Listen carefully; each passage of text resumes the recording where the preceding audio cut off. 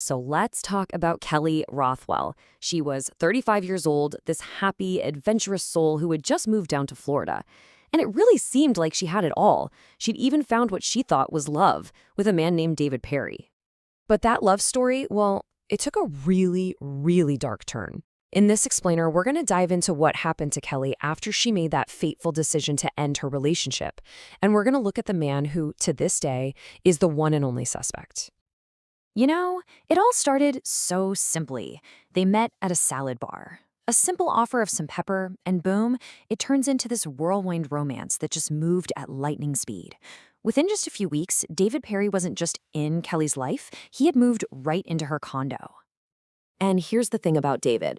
On the surface, he was great. Kelly's own sister said he was super friendly, totally charming. But that first impression, it faded, and it faded fast. Soon, his real nature started to bubble up, and people saw this militant, obsessive, and honestly, pretty controlling guy. And this control, it wasn't subtle. Her friends noticed he was obsessive about cleaning. Vacuuming 3 times a day.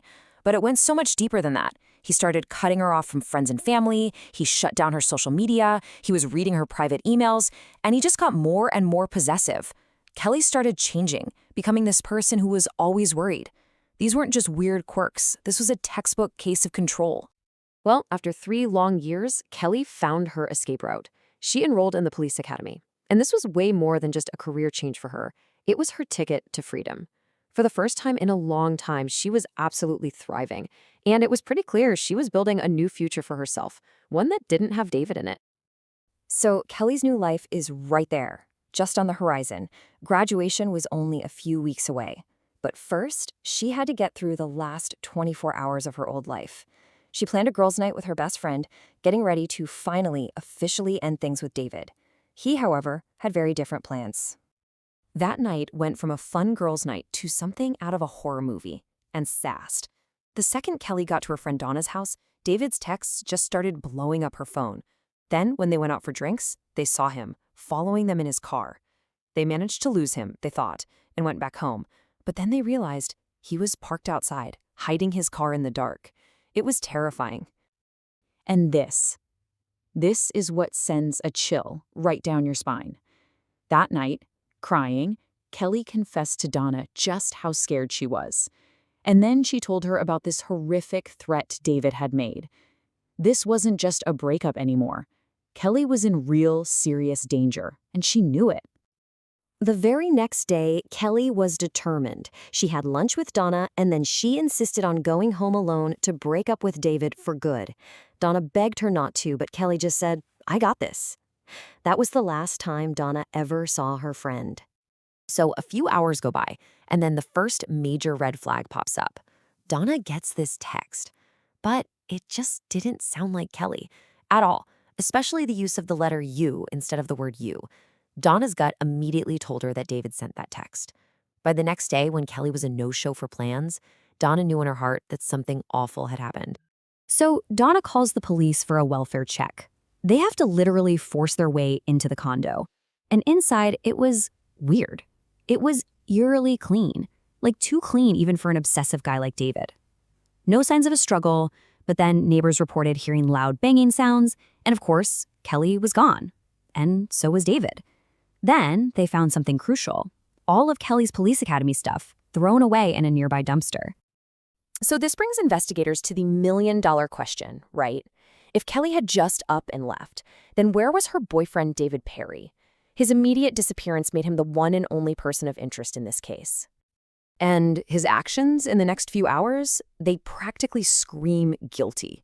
He calls the police academy, which the director thought was a really clumsy way to build an alibi. When he's told the sheriff's office is looking for him, he just refuses to call them. By the time deputies finally get him on the phone, he's already on the road, fleeing to New York, acting super evasive. He tells Kelly's sister he has no idea where she is, then he immediately lawyers up and goes completely silent. Just when the detectives in Florida are hitting a brick wall, they get a call from New York. And this call, it blows the case wide open. It turns out David Perry had a whole other life as a corrections officer up there, and it was a life full of lies and manipulation. The investigation up there focused on something they called a red dot. It was basically prison slang for any incident where guards had to get physical with an inmate. Now, sometimes guards got hurt for real and could file for benefits. But for a guy like David Perry, this was an opportunity. So get this, he allegedly told a coworker he was just waiting for the next red dot so he could fake an injury and take an early retirement with a big payout. And investigators believe that's exactly what he did. He scammed the state of New York out of nearly $500,000 for an injury he never even had. His entire life in Florida with Kelly was being paid for by this massive fraud. And this is where the two cases just fatally collide. The New York State Police wanted to talk to Perry about the fraud, but they also, crucially, wanted to inspect his car for evidence in Kelly's disappearance. So what does he do? He vanishes for a week. And by the time he comes back, his car has been meticulously cleaned with bleach. As a former corrections officer, he knew exactly what forensic evidence was, and he knew exactly how to destroy it. So, with this mountain of evidence, the stalking, the threats, the weird behavior, the history of lies, what happened? How did the justice system handle all of this? Well, let's just say it's probably not in the way you'd hope. Just look at this. David Perry was arrested and convicted, but not for Kelly. Nope. He was found guilty of grand larceny and insurance fraud for that whole red dot scheme. He even got convicted for assault for beating up an inmate in jail. But for Kelly's disappearance, he's still just the prime suspect. Never been charged. And here's the part that is just so frustrating for everyone who loved Kelly. For all of those crimes he was actually convicted of, David Perry served less than 2 years in prison. He's out on parole now. Today, as we speak, he is a free man. But you know what? For law enforcement and for Kelly's family, this fight is far from over. A few weeks after she vanished, her police academy class had their graduation. They left an empty seat for her, and both the detectives and her family have vowed they will never, ever give up until they get justice for Kelly. Which leaves us all with this final, haunting question. In a case with no body, which is one of the hardest types of cases to prosecute, and a prime suspect who just won't talk, will the full truth ever come out? Will justice ever truly be found for Kelly Rothwell?